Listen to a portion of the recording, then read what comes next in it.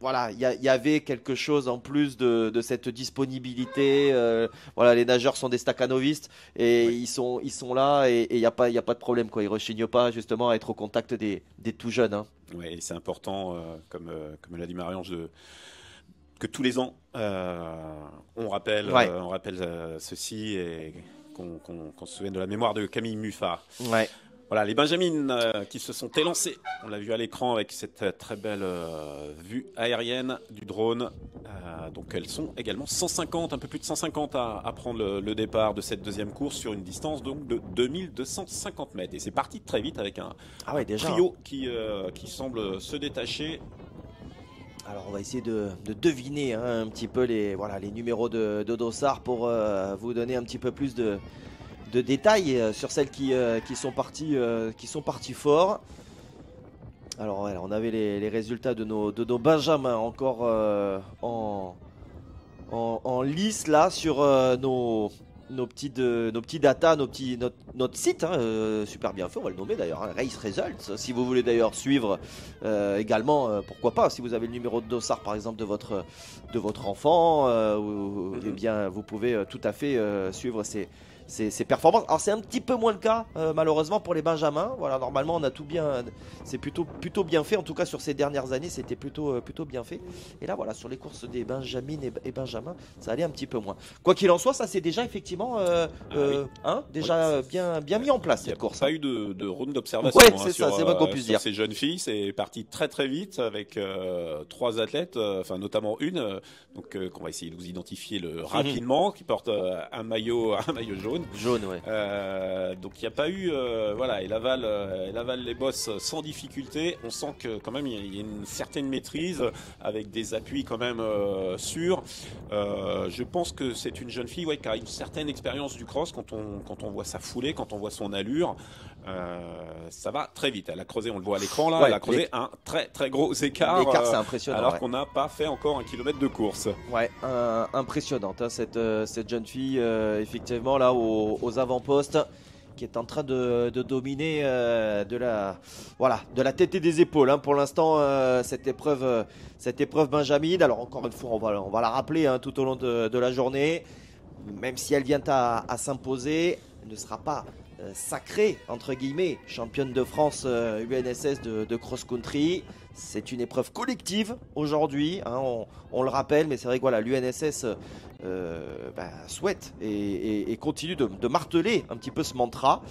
Voilà, ce sont bien des courses collectives et donc des titres collectifs Voilà. qui seront décernés aujourd'hui. Titre collectif, donc par établissement. Voilà. Mais bon, les Alors, performances individuelles font que derrière, ça fait des succès collectifs. Peut-être le 932, si oui. je... Ouais, Donc ça y Manon ressemble. Legendre du collège Jules Renard de Laval. Voilà, Manon Legendre Ouh, on en parle souvent du collège qui, Jules Renard. Tiens, ça me rappelle des choses. Ouais, Laval.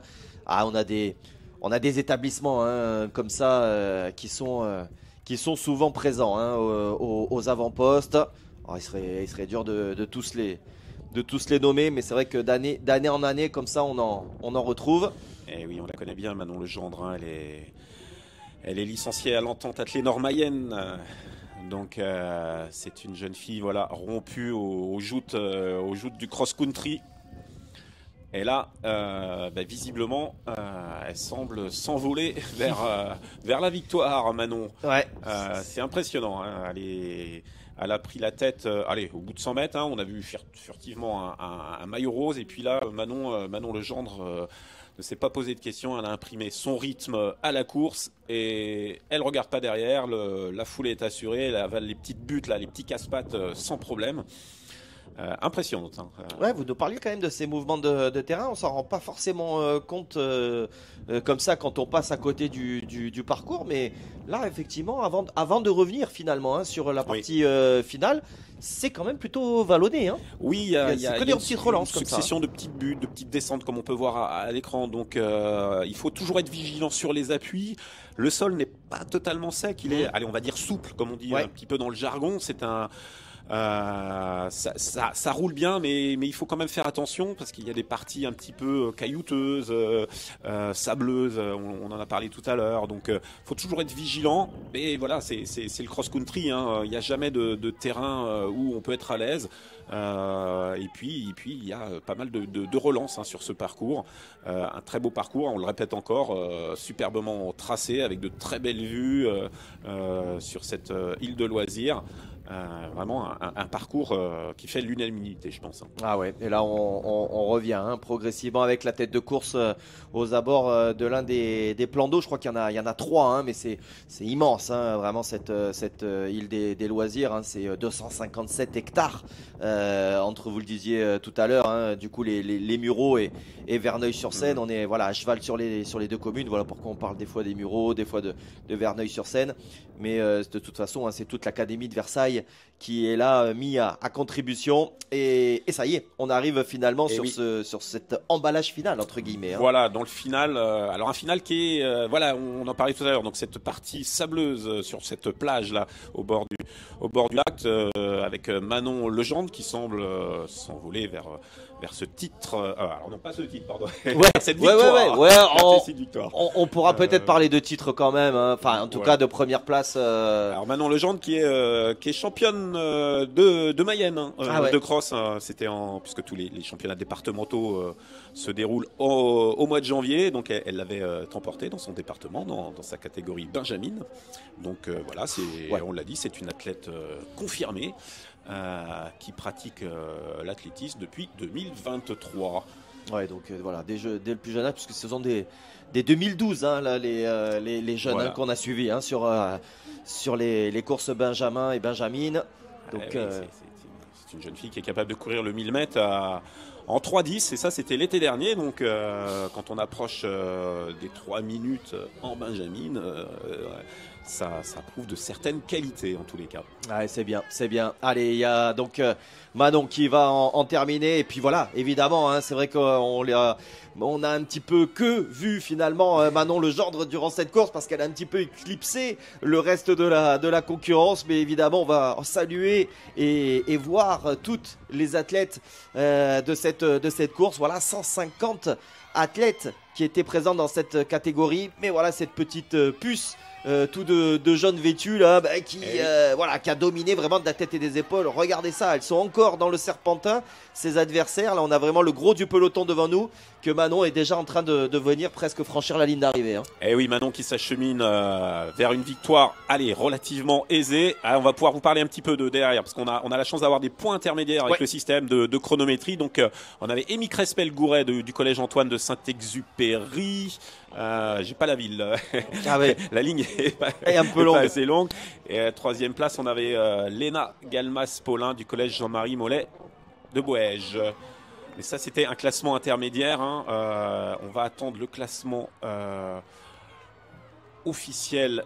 Voilà, on vous confirme la victoire de Manon Legendre du collège Jules Renard de Laval.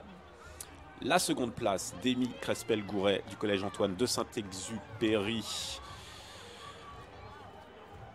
On vous précisera la ville. Ouais. Et la troisième place donc, qui est prise par Alexia Godin, finalement, du lycée français Charles de Gaulle. Alors le lycée français... Ça, c'est le classement provisoire de cette arrivée. Ouais, avec une bonne vingtaine de secondes d'avance pour Manon Legendre sur le reste de la concurrence. Donc voilà, confirmation effectivement de la victoire nette et sans bavure. Alors, les filles. Oui. Est-ce qu'on voit peut-être quelques, comment dirais-je, quelques établissements qui ressortiraient également? Tiens, on a Laurie Coulon qui est du collège Henri Bourillon. Demande, tiens donc, oui, effectivement, après le doublé de ses amis. Termine 13e, Laurie Coulon, donc très important pour ce fameux classement par équipe mixte. Ouais. Et on a également Eva Chabert qui fait 26e, toujours pour ce collège Henri Bourillon. Oui, donc là je crois qu'effectivement ça commence à sentir bon. Voilà, on va pas se lancer dans les calculs parce que des fois c'est un peu piégeux. Voilà, on va laisser faire les officiels, mais effectivement le collège Henri Bourillon de Mende semble plutôt bien placé pour aller décrocher ce premier titre de la journée de champion de France Benjamin mixte. On aura d'ailleurs allez, le podium de ces Benjamins, que je vous dise pas de bêtises. Benjamin mixte sur les coups de 15h40. Voilà, en tout cas c'est le programme initial, hein, donc il peut être un petit peu modifié. Nous en voulez pas. Oui, ce sera l'un des premiers podiums de toute façon à l'issue de la toute dernière course qui sera l'Open du Val de Seine. Ce sera une course un petit peu alors hors UNSS où eh bien les tout jeunes des Mureaux et de Verneuil-sur-Seine pourront venir justement sur ce site de compétition, profiter de l'organisation et venir participer à un cross. Là aussi, voilà, c'est l'ouverture à tous les publics, donc c'est plutôt sympathique. Voilà, donc cette courbe Benjamin qui a été très vite, hein, on voit